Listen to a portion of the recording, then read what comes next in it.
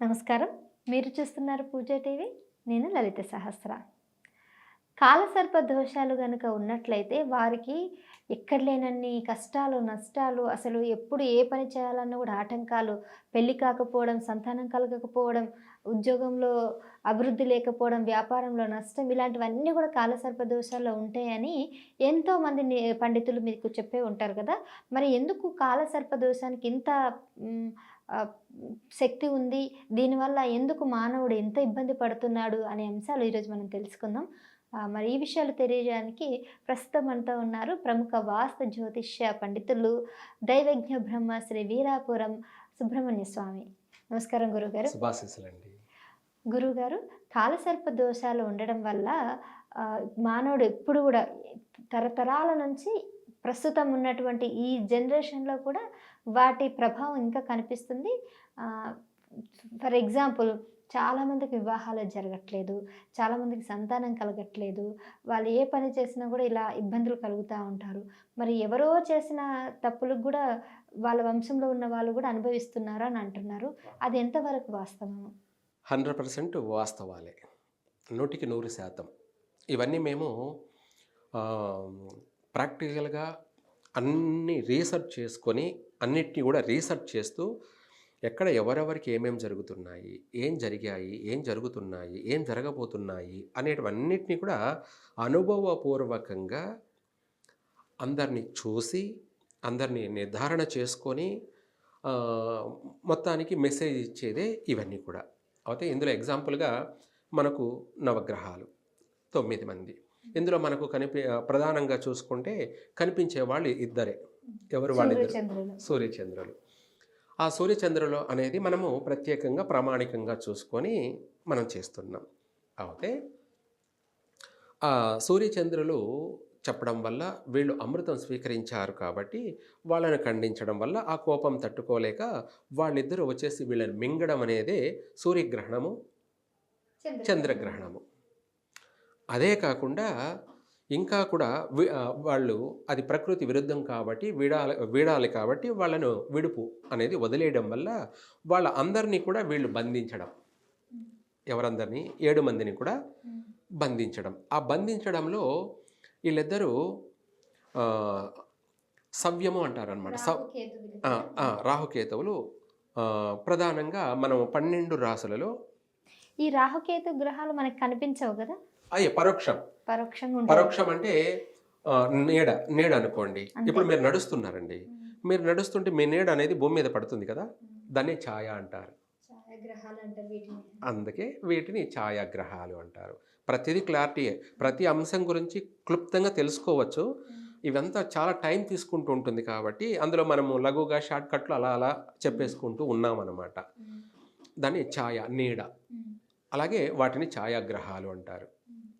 అలాగే మేఘాలు అధిపతి అయిన వాడు కేతుగ్రహం.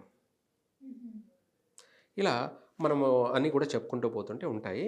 అందులో ఆ 7 గ్రహాలను బంధించి మనకు సవ్యము అంటాం. సవ్యము అంటే పగలు.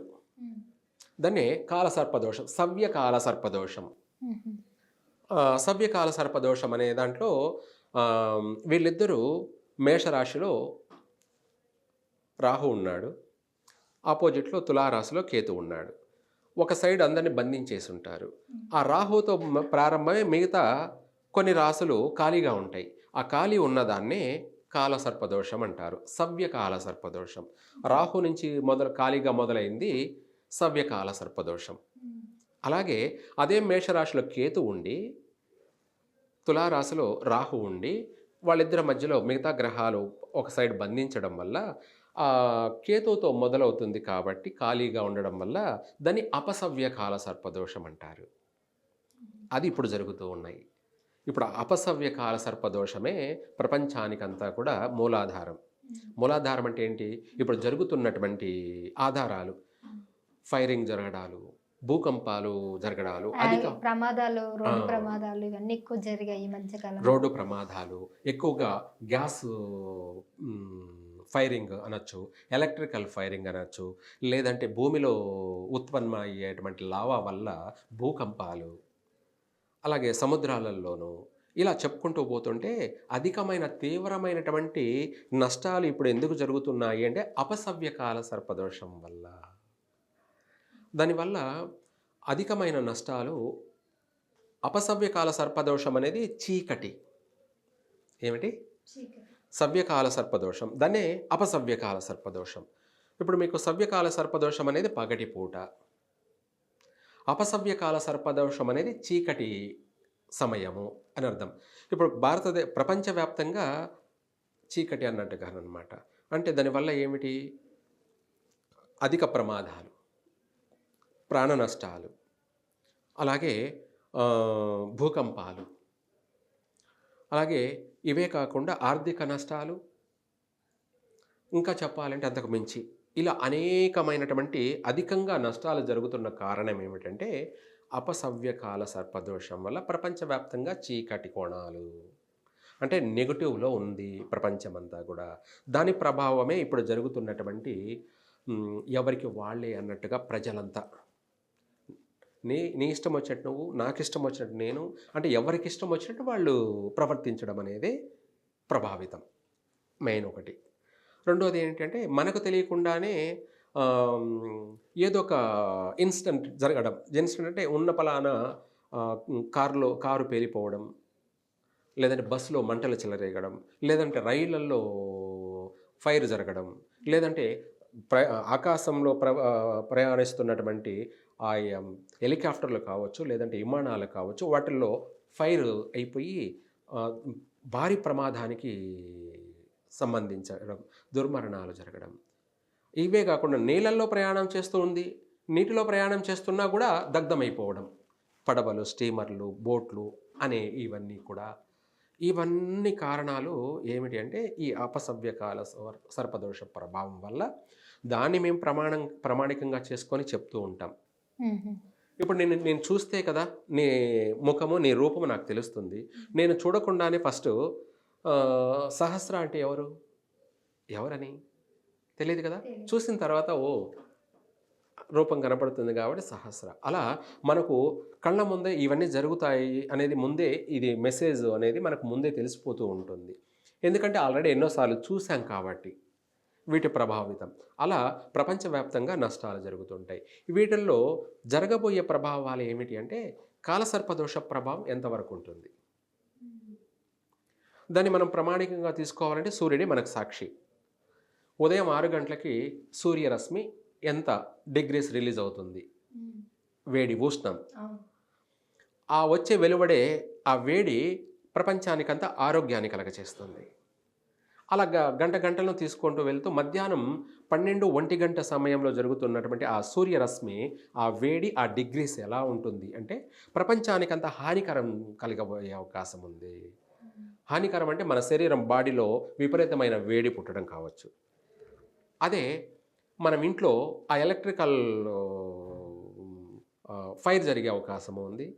భూమి అంతా సెగలు పొక్కుతూ ఉంది కాబట్టి మనకు కనిపించే ఆ గాలి దాంట్లో కూడా రేర్ కనిపిస్తుంది. ఏమని మలమల మాడుతున్నట్టుగా ఆ హీట్ అనేది మనకు ఒక రూపంలో కనపడుతుంది. దానివల్ల అంతా కూడా అగ్ని ప్రమాదాలు సంభవించే, అడవులు దగ్ధమయ్యే అవకాశం ఉంది, వాహనాలు దగ్ధమయ్యే అవకాశం ఉంది. ఇంట్లో ఉన్నాంలే సేఫ్టీగా అంటే ఇంట్లో ఫైరింగ్లు జరిగే అవకాశం ఉంది. ఇలా భారతదేశమే కాకుండా యావత్ ప్రపంచం అంతా కూడా అధికమైనటువంటి మంటలు దగ్ధమయ్యే అవకాశం కనపడుతుంది. దీనివల్ల తీరని నష్టం అవుతే ఇది అపసవ్యకాల సర్పదోషం వల్ల మాత్రమే ఇంత తీవ్రమైన నష్టం జరుగుతుంది.